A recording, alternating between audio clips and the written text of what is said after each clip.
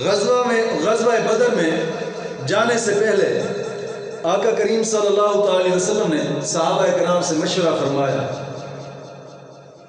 تو مہاجر صحابہ نے گزارشات عرض کی۔ آقا کریم صلی اللہ علیہ وسلم کا ارادہ مبارک بھی تھا کہ انصار صحابی بھی کچھ بولیں، تو حضرت سعد بن معاذ رضی اللہ تعالیٰ عنہ آپ نے عرض کیا یا رسول اللہ صلی اللہ علیہ وسلم، آپ جو ہم سے مشورہ لے رہے ہیں آپ حکم فرمائیں، آپ کا کام ہے حکم فرمانا، بس آپ حکم فرمائیں، آپ کہیں گے تو ہم سمندر میں بھی گھوڑے دوڑا دیں گے، آپ کا حکم چلے گا۔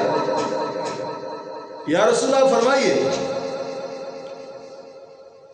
آپ کہیں گے تو ہم دریا میں بھی گھوڑے ڈال دیں گے، اور پھر دھرتی دیکھے گی کہ شان رسالت کے لیے حضور کے یار کیسے لڑتے ہیں، محبوب کی عزت کے لیے حضور کے یار کیسے لڑتے ہیں، یہ دھرتی دیکھے گی، آسمان دیکھے گا۔ محبوب آپ حکم فرمائیے۔ وہ کلندر لاہوری فرماتے ہیں نا کہ دشت و دشت دریا بھی نہ چھوڑے ہم نے، دشت و دشت دریا بھی نہ چھوڑے ہم نے، بحر ظلمات میں دوڑا دیے گھوڑے ہم نے۔ آپ فرماتے ہیں کہ دیکھو وہ صحابہ تھے، حضور کا ایک حکم آتا جان بھی لٹا دیتے۔ اب حضرت سعد بن معاذ عرض کر رہے ہیں یا رسول اللہ آپ حکم فرمائیے، حکم فرمائیے، ہم سمندر میں بھی گھوڑے دوڑانے کے لیے تیار ہیں۔ آقا کریم صلی اللہ علیہ وسلم خوش ہوئے۔ راوی کہتے ہیں کہ آقا کریم صلی اللہ علیہ وسلم جب مسکرائے تو داڑھی مبارک نظر آنا شروع ہو گئی۔ کیا مطلب کہ جب مسکرائے آقا کریم صلی اللہ علیہ وسلم تو آپ کے دانت مبارک یہ ظاہر ہو رہے تھے، خوش ہو رہے تھے کہ دیکھیں میرے عاشق میری ناموس کے لیے، میری عزت کے لیے کیسے لڑ رہے ہیں اور کیسے لڑتے ہیں۔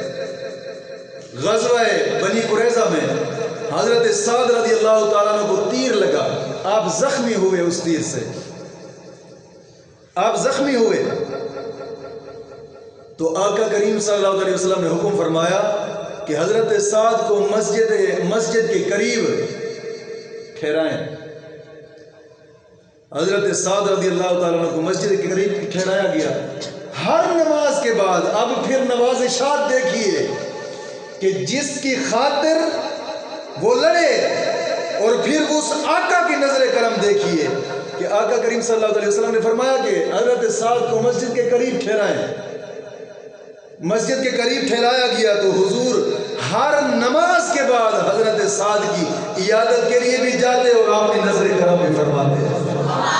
ہر نماز کے بعد وہ حال اگر خود ہی پوچھیں تو بیمار کا عالم کیا ہوگا۔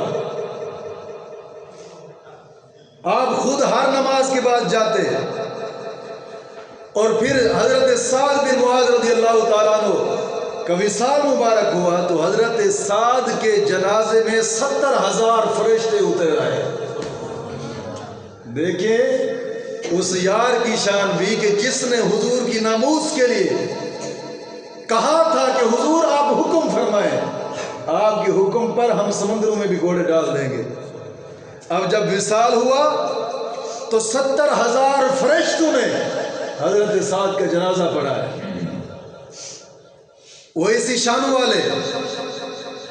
تو محترم بات یہ ہے کہ جس رسول کی ناموس کی خاطر جان قربان کریں گے نا تو وہ رسول ایسے نہیں چھوڑ دے، تجھے پھر وہ مرتبہ بھی